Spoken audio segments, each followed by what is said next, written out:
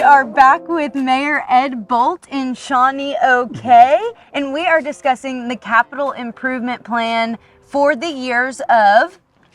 Well, it is from fiscal year 2025 through fiscal year 2030 and actually extends to 34. So we got a lot of information in this capital improvement plan, but I kind of have a question about a hot topic in town. Let's talk about it. And that is the Santa Fe Depot. So Ed, and this is based off of what I've read in the paper and just based off of what I've seen in the community. I love going on walks in the community and paying attention to all of the little signs. And I know you do too. Yeah. So in the capital improvement plan that I read in the article, it said that it was about $1.3 million was approved to go to the Santa Fe Depot, which we love the depot. Absolutely. So lucky to have it. So lucky to have it. Yeah. So whenever I go on my neighborhood walks and everything around the community, sometimes I come across these signs that say, "Save the depot, Shawnee deserves better," or something like that. So can you kind of explain to me what the remodel is that's happening and where is that other perspective? Exactly. No, I'd be happy to do that. So prior, I've been on city commission since 2018. I was elected in June of 2018. So prior to that, city staff had been working on the items that were going to be covered under the June 2018 sales tax election. Okay, the same night that I was elected to Ward 1. So all that information, though, had been put together prior to that, probably a year or two prior to that, so that they could have it ready to go on the ballot. Right. So there was a number of things, and I could look up, the language on that very quickly. But one of the things included in that was going to be some money to do the restoration of the Santa Fe Depot. Now, city staff somehow, and I don't know how, and I don't know who, they basically put an estimate together, and I think it was basically just a swag. And they said, $400,000 ought to do it. But that wasn't based on like any kind of a study, that was done to the building. I don't know. That's the one thing I want to stress. I do not know because I was not there. But it may be that someone said, okay, the building is X numbers of square feet. It normally costs this per square foot, so $400,000. Okay.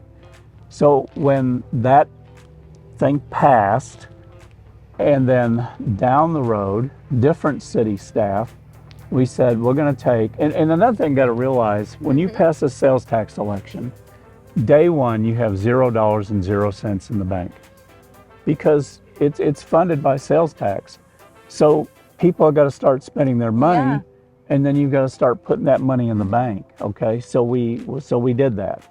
So we're accumulating money. So we got enough money accumulated that we took part of it. I think it was like in the $30,000-$40,000 range. Okay, I mean, I could go look and find out pretty quickly, but $30,000-$40,000 we took to get somebody to do a really in-depth needs analysis for the building. Right. And that's extremely important because you've got to define what the problem is, but you've also got to define everything that you want to put out to bid. We're going to put that out in an RFP process, or a request for proposal process, which is a competitive bidding process. Right. But you have to tell people what they're bidding on. You've got to tell them exactly what it is that you're asking them to bid on. And there's a couple of reasons for that. One is it's fair to all the other contractors that are going to be bidding on it. Okay? Because everybody's got to know it can't be an apples and oranges thing. It's got to be everybody's bidding on the same thing. So this is what we determined was needed to be done to that building. We put out the RFP. We had 16 vendors show up at a mandatory pre-bid conference, and that was held down at the depot. And those vendors, that were going to hopefully bid on the project, They walked through, they heard everything that staff had to tell them. They were able to read all the documentation that says, you know, this is what we're wanting bids on. So they look at it, they evaluate it, they make decisions, you know, are we qualified? Do we want to bid on it? So out of those 16, we had 2 vendors bid on it. Now, I think part of the reason is because it's a very historic building. Yes. Things have to be done in a way that you have to preserve certain right. things. You got to preserve the historical nature of the building. You've got to be able to do it right. And that wasn't built the way things are built nowadays. So those vendors had to evaluate: are we qualified to do this? Well, 2 vendors decided that they were qualified and that they would bid. So the winning bidder was, you know, they gave us the bids. We don't know what the price is until we open the bids. Really? Yeah, we have no idea.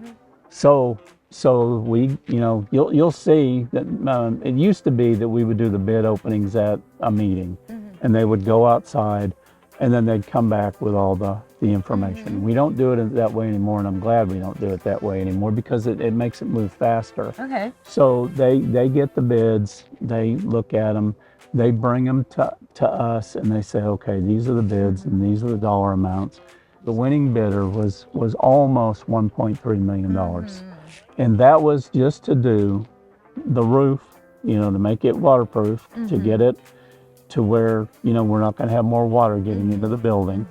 And then there was, on the east side of the building, there was an area where there was those paver bricks. Yes. And they, you know, over time had, you know, but there was water infiltrating the building that way. Yes. So our goal So water was coming in from everywhere, direction. and water getting inside a building does not do any good. No. It damages the building. Yes. So we wanted to make sure that there wasn't any more damage that was happening with the building. So that's what was accepted.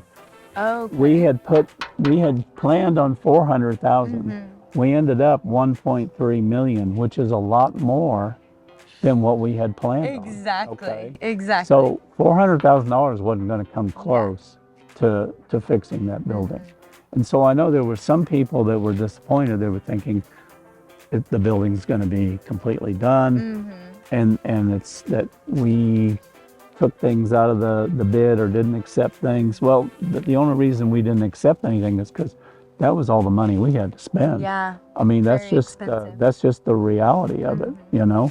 It's kind of like, you know, you'd like to be driving a Ferrari, but you probably don't have the money to buy a Ferrari. Don't be telling my secrets, yeah, Ed. really. I'll be seeing you driving around a Ferrari this afternoon. So, but I mean, our goal was we want to have that building completely restored. Right. The reality is that right now, and I want to stress the right now, all we had was $1.3 million to do that. So that part is actually getting pretty close to completion. They're still working on that paver part of it on the east side of the building to keep water out there. So that's where we are right now. Now, what we're going to do is we're going to be looking for other funding sources. There was a grant through ODOT that we applied for. And I know when you hear ODOT, you're thinking like Department of Transportation. Right, but like streets and that kind of stuff. But they also have stuff because that was kind of a transportation related building. There was a grant that we felt that qualified, but ODOT had never done it that way. They evaluated it, and we thought we should be awarded the money. And I think it was a couple $1 million, but it was we were turned down. Oh.